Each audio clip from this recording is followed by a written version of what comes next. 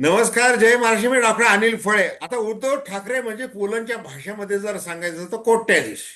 ते राजकारणी नाही, ते कलावंत मनाचे आहेत. त्यांनी खरं तर आमच्या बाजूला यायला पाहिजे वगैरे वगैरे अशा शब्दामध्ये मुख्यमंत्री देवेंद्र फडणवीस यांनी विधान परिषदेमध्ये उद्धव ठाकरे यांना सदस्यत्वाचा त्यांचा कार्यकाल संपतोय म्हणून निरोप देण्याच्या प्रसंगी केलेलं कौतुक भाषण. आता मोहित कंबोज ज्यांनी शिवसेना अक्षरशः फोडली, म्हणजे मनी मसल पॉवरचा उपयोग केला आणि एकनाथ शिंदे यांच्यासह त्यांनी आमदार फोडले. सुरत, गुवाहाटी वगैरे सगळं सप्त तारांकित व्यवस्था केली. एकेका आमदाराला व्यवस्थितपणे एकेका गाडीमध्ये टाकलं आणि उचलून घेऊन गेले. ते मोहित कंबोज ज्या वेळेला आपल्या मुलीचा वाढदिवस साजरा करतात पेज 3 प्रमाणे, मग तिथे आदित्य ठाकरे उपस्थित राहतात आणि चर्चा सुरू होऊन जाते की भारतीय जनता पार्टी आणि उद्धव बाळासाहेब ठाकरे शिवसेनेचं आता सख्य दिसायला लागलेलं, जवळीक वाढायला लागलेली आहे. मग आता होणार काय? आता एक सांगता येईल, एक असं सांगता येईल की 2022 मध्ये या राजकारणाच्या घोड्यांच्या रेसमध्ये उद्धव ठाकरे अगदी उंचीवर होते, म्हणजे मुख्यमंत्री पदावर होते. तेव्हा जे ते खाली पडले आणि मग आता उद्धव ठाकरे हे कधीच उठणार नाहीत अशा ज्यांनी सगळ्या आडाखे बांधले, तेव्हा लोकसभा निवडणुकीमध्ये त्यांनी ठाकरे काय आहे हे दाखवून दिलं. त्यानंतर विधानसभा निवडणूक आणि नंतर या स्थानिक स्वराज्य संस्थांच्या निवडणुका, याच्यामध्ये त्यांना हार पत्करावी लागली. कारण की त्यांच्यामध्ये जे दोष आहेत ते दोष लक्षात घेता ते हरणारच होते, ही देखील वस्तुस्थिती मान्य करावी लागेल. आता बघा, सर्वोच्च न्यायालयाचा निकाल अजून येणारा आहे. आता जस्टिस डिलेड, जस्टिस डिनाईड, काहीही म्हणा, जेव्हा येईल तेव्हा तो 99.99% उद्धव बाळासाहेब ठाकरे यांच्या बाजूचा येईल असं बोललं जात आहे. तोपर्यंत उद्धव ठाकरे हे पुन्हा आपला राजकारणाचा जो डाव आहे पुढचा तो खेळणार नाही. आता या मधल्या काळामध्ये फिनिश पक्षासारखी भरारी घेण्यासाठी काय करायचं आहे, म्हणजे आता अनेक विरोधकांच्या भाषेमध्ये या पक्षाची राख झालेली आहे. मग या राखेतून आता ते कसे पुढे येणार आणि कसे येऊ शकतात याविषयी आपण थेट विश्लेषण करणार आहोत. आता बघा, हे विश्लेषण करत असताना एक लक्षात घ्या की देवेंद्र फडणवीस आपल्या डोक्यावरची केसांची बट जी आहे, त्यांचा भांग जो आहे तो जराही इकडे तिकडे न होऊ देता आतमध्ये जी काही निश्चयाची गाठ मारतात आणि राजकारण करतात, हे न कळण्या इतपत उद्धव ठाकरे हे बाळबोत राहिलेले नाहीत, हे लक्षात घ्या. तेव्हा दर्शकांना विनंती आहे की चॅनल सबस्क्राईब करावं, सबस्क्राईबचं बटन दाबावं आणि आपल्या प्रतिक्रिया बिनधास्तपणे नोंदवाव्या.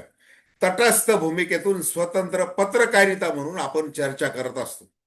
हे बघा, आता उद्धव ठाकरे यांच्याकडे 20 आमदार आहेत, मग आता 9 खासदार आहेत, मग आता काय 65 नगरसेवक आहेत. एवढ्या याच्यावर ते करणार काय? ते अगदी प्रबळ विरोधी पक्ष नेते म्हणून पुढे येऊ शकतात का 2029 मध्ये? काय करू शकतात ते? ते का थेट मुख्यमंत्री होऊ शकतात का पुरा काँग्रेसच्या आणि शरद पवारांच्या बरोबरी, म्हणजे पाठिंब्याने? काय करू शकतात की ते भारतीय जनता पार्टी बरोबर जुळून घेतील? शक्यतांचा खेळ म्हणजे राजकारण. आता बघा, या क्षणाला काय चाललेलं आहे. मुख्यमंत्री देवेंद्र फडणवीस यांचा 1 क्रमांकाचा राजकीय शत्रू सध्या कोण आहे? तो आहे एकनाथ शिंदे. उपमुख्यमंत्री व माजी मुख्यमंत्री एकनाथ शिंदे हे देवेंद्र फडणवीस यांचे प्रथम क्रमांकाचे राजकीय शत्रू आहेत, हे आधी डोक्यामध्ये फिट करून ठेवा. आता ऑपरेशन टायगर खेळतील. पंतप्रधान नरेंद्र मोदी यांना तास तासभर काहीतरी सांगतील की मी आता उद्धव बाळासाहेब ठाकरे किंवा शरद पवारांच्या याच्यातले खासदार फोडणार आहे. त्यामुळं आपल्याला एनडीएला चंद्राबाबू नायडू, नितीश कुमार यांनी काही दगाफटका केला तर मी टेकून देऊ शकतो अजून. म्हणजे चंद्राबाबू नायडू, नितीश कुमार याच्यानंतर मला महत्व आहे, त्याची मला जाणीव आहे. आणि मी ती जाणीव ठेवून तुमच्यासाठी मी एवढं करू शकतो. कारण तुम्ही कसे आहात की विश्वगुरु आहात, विकासाचे महामेरू आहात. आणि तुमच्यामुळं मी आहे. आणि अमित शहाजी, तुम्ही महाशक्ती आहात, चट्टान की तरह आप मेरे बाजू, मेरे पीछे खडे आहे. हे सांगूनच मी सगळ्या आमदारांना इकडे आणलं होतं. हे काही हे काही सांगायची गरज नाही. आता सर्वोच्च न्यायालयाचा निकाल आहे. सर्वोच्च न्यायालयाचा निकाल तारीख पे तारीख, तारीख पे तारीख हे सगळं चाललेलं जरी असलं तरी जेव्हा सुनावणी होईल त्यावेळेला नेमकं काय चित्र असेल. आणि मग त्यावेळेला एकनाथ शिंदे यांना कुठेतरी विलीन व्हावं लागणार आहे. आणि मग ते विलीन कुठे होतील, मर्ज कुठे होतील, तर ते भारतीय जनता पार्टीमध्ये विलीन होतील. आणि त्याचीच अधिक शक्यता आहे. आणि ही शक्यता लक्षात घेऊन मुख्यमंत्री देवेंद्र फडणवीस यांची चिंता वाढलेली आहे की जो माणूस 57 आमदार निवडून आल्यानंतर सुद्धा मुख्यमंत्री पदासाठी महिनाभर हटून बसतो, आपल्या डोक्यावर मिऱ्या वाटतो. आपले तर 132 आमदार निवडून आलेले आहेत तरी आपल्याला होऊ देत नाही महिनाभर. म्हणजे काय समजायचं? हे जेव्हा भारतीय जनता पार्टीमध्ये उद्या आलेच तर करायचं काय? आता बघा 2029 पर्यंत वेळच वेळ आहे राजकारण करा. मग अशा वेळेला उद्धव ठाकरे यांना जर चुचकारलं, यांचं कौतुक केलं, सगळ्या गोष्टी केल्या, तर मिरच्या कुणाला लागणार आहे? त्या एकनाथ शिंदे यांना लागणार आहे, झोमणार आहेत. आणि मग आता अशोक खरात प्रकरण असेल, अमुक असेल, तमुक असेल, नगरविकास खात्याचा कारभार असेल, टेंडर दिले गेलेले ठाण्याला इकडं तिकडं, मग हे सगळं जे आहे, या सगळ्या गोष्टींचा विचार करता एकनाथ शिंदे यांची जास्तीत जास्त कशी कोंडी करता येईल. पण आता महायुतीचा काही प्रश्न राहिलेला नाही. स्थानिक स्वराज्य संस्थांच्या निवडणुकामध्ये आम्हाला महायुतीचा धर्म पाळायचा नाही असं ठरलं होतं. खेळीमिळीत आम्हाला राजकारण करायचं होतं. मग साताऱ्यामध्ये तुम्ही महायुतीमध्ये आहेत नाही काही समजण्याच्या आधी तुम्ही तिकडं राष्ट्रवादी काँग्रेस, तुतारी याच्याबरोबर हे केलं, सगळं साडगाड बांधली. आणि भाजपचे 27 जिल्हा परिषद सदस्य निवडून आलेले असताना तुम्ही आमच्या विरोधात गेला.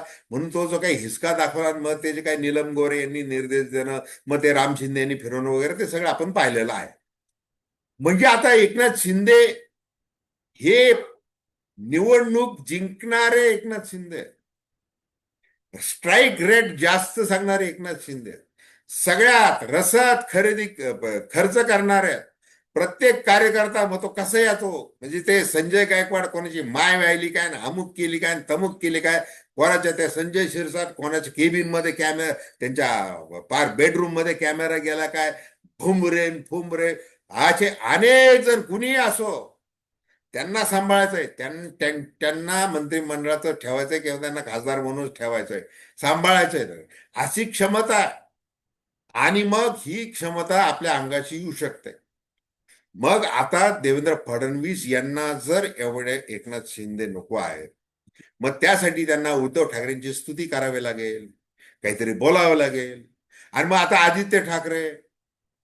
आदित्य ठाकरे, मोहित कंबोज याविषयी बोलण्याच्या आधी मला एक गोष्ट सांगायची. हे बघा, महाविकास आघाडी मध्ये राहणं हे उद्धव ठाकरे यांना जास्त आवश्यक वाटतंय, हे लक्षात घ्या. जसं शरद पवारांना वाटतंय. आता ते दोन्ही राष्ट्रवादी विलिनीकरण मग होईल, मग शरद पवार इकडे येतील तिकडे जातील वगैरे, ते सगळं या गोष्टीत जाऊ नका. हे सगळं वरवरचं आहे. शरद पवार आहेत ते, आणि ते शरद पवार आहेत याची चांगली जाणीव जशी खासदार संजय राऊत यांना आहे तशीच उद्धव ठाकरे यांना देखील आहे की आता 2029 पर्यंत जर आपल्याला आपले पक्ष नीट बांधता आले नाही आणि आपण पुन्हा भाजपच्याच वळचणीला लागलो, दिला पाठिंबा, सगळं त्यांना अनुकूल असं राजकारण केलं, तर आपलं उद्धव ठाकरे म्हणून अस्तित्व काय राहणार आहे? आपलं शरद पवार म्हणून राजकीय अस्तित्व काय राहणार आहे? काही जाणार नाही. आणि आपण हार मानलेली आहे, आपण हरलेलो आहोत. आपल्या दोघांचेही पक्ष फोडले आणि म्हणून भीतीने गाळण उडाली आणि आपण पुन्हा भारतीय जनता पार्टीमध्ये आपण त्यांना सहज शक्य होईल असं राजकारण करायला लागलो. आपली प्रतिमा, आपला पक्ष, आपले राजकीय वारसदार, आपल्यावर प्रेम करणारा महाराष्ट्रातला माणूस जो आजही सहानुभूती बाळगत आहे. तुम्ही सोशल मीडियामध्ये बघा, सगळीकडे बघा, जागा कुणाच्या किती आल्या आणि काय आल्या, किती हरले वगैरे ते सगळं आहे. पण लोक म्हणतात की ह्या एकाचं धनुष्यबाण घेतलं, एकाचं घड्याळ घेतलं, लोटस ऑपरेशन केलं, त्या म्हणजे ते जे ना त्यांना न्याय मिळाला पाहिजे अशी एक सार्वत्रिक भावना आहे, हे लक्षात घ्या. ती पुसली गेलेली नाहीये. मग ठाकरे नावाचं जे वलय, ठाकरे ब्रँड जो आहे, त्याच्या ठिकऱ्या उड्याला अमुक केलं, ते निवडणुकीपुरतं देवेंद्र फडणवीस वाटतील ते बोलतील, परंतु त्यांना माहिती आहे ज्या वेळेला विधान परिषद सदस्य असतील, ज्या वेळेला ग्रुप फोटो काढायची वेळ येते, एकनाथ शिंदे येतात, उद्धव ठाकरे येतात, उद्धव ठाकरे आले की उठून उभे राहतात, देवेंद्र फडणवीस, सगळे सभापती, अध्यक्ष सगळे उठून उभे राहतात. एकनाथ शिंदे यांच्या बाबतीत मात्र तसं केलं जात नाही, हे आणि महाराष्ट्राने पाहिलेलं आहे. हे ही जी ठाकरेंची जी काही ठाकरे नावाचं जे मला आहे, म्हणजे जसं उद्धव ठाकरे सांगतात की ज्या वेळेला शिवसेना स्थापन झाली त्यावेळेला जो शिवसेना त्या घरामध्ये प्रबोधनकार ठाकरे होते आणि मग तो जो नारळ वाढवला तर त्या नारळातले शिंतोडे ते माझ्या अंगावर उडालेले आहेत आणि मग ते ते आठवण करून देतात. मग आता धृतराष्ट्र म्हणून बाळासाहेब ठाकरेंनी उद्धव ठाकरेंची निवड केली, अमुक केलं तमुक केलं, याच्यावर भरपूर जरी काही टीका झाली तरी स्वतः शिवसेना प्रमुख बाळासाहेब ठाकरे यांनी सगळ्या महाराष्ट्राला सांगितलं जाहीरपणे की उद्धव आणि आदित्यला सांभाळा, आणि मग त्याप्रमाणे ते करायला लागले. मग त्यांना ती सहानुभूती म्हणा, ठाकरे नावाचं ते वारसदार म्हणा, हे सगळं लोकांनी स्वीकारलं आणि डेन्सिटी लोकांना म्हणजे लोकांना प्रेम आहे, ते घरानं पाहिजे असतं, ते तसं केलेलं आहे. मग उद्धव ठाकरे ज्या वेळेला मातोश्री बंगल्यावर होते, ज्या वेळेला शिवसेना प्रमुख होते, तुमचे राणे अमुक धमुक हे सगळे विरोधात गेले राज ठाकरेंसह. उद्धव ठाकरे यांनी ज्या पद्धतीने पक्ष सांभाळला, संघटना सांभाळली, तो काळा. आता जसं सुरुवातीला म्हटल्याप्रमाणे 2022 मध्ये त्या घोड्यांच्या रेसवरून ते पडलेले, आता ते पुन्हा उठतील, पण त्यासाठी वेळ लागणार आहे. मग आता बघा, जिल्हा प्रमुख नेम म्हणजे शिवसेनेची जी काही पद्धत आहे काम करायची, म्हणजे मुंबईचा नगरसेवक असेल मग त्यांनी कसं काय शिवसेना आहे, कशी कमिटमेंट काय असते, शिवसेना काय आहे, राडा कसा करायचा असतो, कसं शिवसेना निष्ठावान शिवसैनिक कसा आहे, हे सांगत तुम्ही महाराष्ट्रामध्ये प्रत्येक जिल्ह्यामध्ये फिरा. तसे संपर्क प्रमुख आता नेमलेले आहेत. खासदारांची जी बैठक झाली ती लोटस काय ते ऑपरेशन टायगर करणार शिंदे, त्या सगळ्या पार्श्वभूमीवर ती सगळी झाली. त्याच्यामध्ये प्रियंका चतुर्वेदी अमुक दमुक घमासान झाला, अशा अनेक बातम्या आल्या. त्या बातमीची पर्वा करू नका. संजय राऊत यांनी एका ओळीमध्ये सांगितलं की मी सच्चा शिवसैनिक आहे वगैरे वगैरे, ते सगळं झालं. आता मोहित कंबोज आणि आदित्य ठाकरे ते आले, एकत्र भेटले, त्या तिथं श्रीकांत शिंदे आले, सुप्रिया सुळे आल्या, सगळ्या पक्षाचे लोक तिथं आले, नटनाट्या तर आलेच. आता मोहित कंबोज हे एक असं प्रकरण आहे जे ईडीने धाड टाकूनही ते आरोपी ठरले नाही. बँकांनी त्यांना त्यांच्यावर आरोप केला की आम्हाला यांनी कोट्यवधी रुपयांना फसवलं. त्याची खूप मोठी कुंडली आहे, तुम्ही गुगल केलं तरी तुम्हाला ते मिळून जाईल. तर ती कुंडली लक्षात घेता, ते काही ईडीच्या तावडीत सापडले नाही, सही सलामत सुटले, कारण ते भारतीय जनता पार्टीचे नेते आहेत, याच्यात तुम्ही सगळं समजून घ्या. आणि ते तसं झालेलं आहे. आणि मग मोहित कंबोज हे एक त्या अनेक अर्थाने पाहिलं तर ते सगळे आकर्षक नेते, देवेंद्र फडणवीस यांच्या गळ्यातले ताईत. ज्या वेळेला विधानसभा निवडणुकीचा निकाल लागला आणि देवेंद्र फडणवीस यांना उचलण्याची ताकद आवेशामध्ये कुणी दाखवली, मोहित कंबोज यांनी दाखवली. तो व्हिडिओ सगळ्या महाराष्ट्राने पाहिलेला आहे. असे मोहित कंबोज. मग आता आदित्य ठाकरे, मग प्रियंका चतुर्वेदी, मग अमुक, मग ते कसे भेटले आणि मग ते कसं शरद पवारांना खासदारकी दिली, मग ते काय बोलल्या त्या वगैरे काय, त्याच्यावर भरपूर चर्चा झालेली. उद्धव ठाकरे म्हणाले ते संजय राऊत काही बोललेले असतील तर मी पक्षप्रमुख आहे, निर्णय मी घेणार आहे, तुम्ही शांत राहा. परंतु ते काय शांत राहिलं नाही, आय वॉन्ट टू प्रोटेस्ट म्हणत वगैरे इंग्लिश हिंदीमध्ये ते काही बऱ्याचशा भडकल्या, अशी ती बातमी आहे. आता हे काही हे फटाके फुटणारच आणि ते फुटलेले आहेत. ते बंद दारावर जरी फुटले तरी त्याचे आवाज बाहेरपर्यंत गेले आणि ते सगळ्यांनी ऐकलेले आहे, ते झालेलं आहे. आता आता असं आहे की ही शिवसेना सावरणं हे उद्धव ठाकरे यांच्या पुढचं मोठं आव्हान आहे. आणि आता त्यांच्यामधले दोष की बाहेर जायचं नाही. आता तब्येतीचं कारण जे आहे, म्हणजे एकनाथ शिंदे टीका करतात की तो पट्टा कसा काढला, डॉक्टर एकनाथ शिंदेंनी काढला वगैरे वगैरे, ती सगळी टीका ते सगळं बाजूला ठेवा. उद्धव ठाकरे यांची खरंच ते आजारी आहेत, त्यांच्यावर मोठमोठे ऑपरेशन झालेले आहेत, त्याच्याबद्दल अनेकदा आपण बोललेलो आहोत. ही वस्तुस्थिती आहे. ती जरी असली तरी मग आदित्य ठाकरे का फिरत नाही असं ज्या वेळेला सगळ्यांना वाटतं, तर त्याच्यामध्ये तथ्य आहे. आपण फक्त मातोश्रीवर बसू, पत्रकार परिषदा घेऊ, टीका करू आणि कधीतरी विजयादशमीला मोठं भाषण करू, असं पुढच्या कया 2 वर्षामध्ये चालणार नाही. बांधावर जावं लागणार आहे. केवळ निवडणुकीच्या काळाच्या आधी बांधावर जाणं वेगळं आणि एरवी जाणं वेगळं. पक्ष संघटन म्हणून महत्वाचं आहे. काय काय अडचण आहे ती जी, तो जो धगधगता जो वन्नी आहे शिवसैनिकाच्या मनातला, तो पेटवण्यासाठी धावा लागणार. मग हे जसं एकनाथ शिंदे करतात तसं आपण का करत नाही असं देखील कोणीतरी बोललं त्यांच्यासमोर. हे सगळं झालेलं आहे. या सगळ्या एकूण परिस्थितीमध्ये सारांश एवढाच आहे की उद्धव ठाकरे, आदित्य ठाकरे, संजय राऊत हे कदापिही भारतीय जनता पार्टीच्या कच्छेपी लागणार नाहीत, हे 100% सत्य आहे. आणि ते का सत्य आहे हे सांगण्याचा या व्हिडिओमध्ये प्रयत्न केलेला आहे. तर खूप खूप धन्यवाद. हा व्हिडिओ आपल्याला आवडल्यास अवश्य शेअर करा, सबस्क्राईब करा आणि आपल्या प्रतिक्रिया बिनधास्तपणे नोंदवा. धन्यवाद.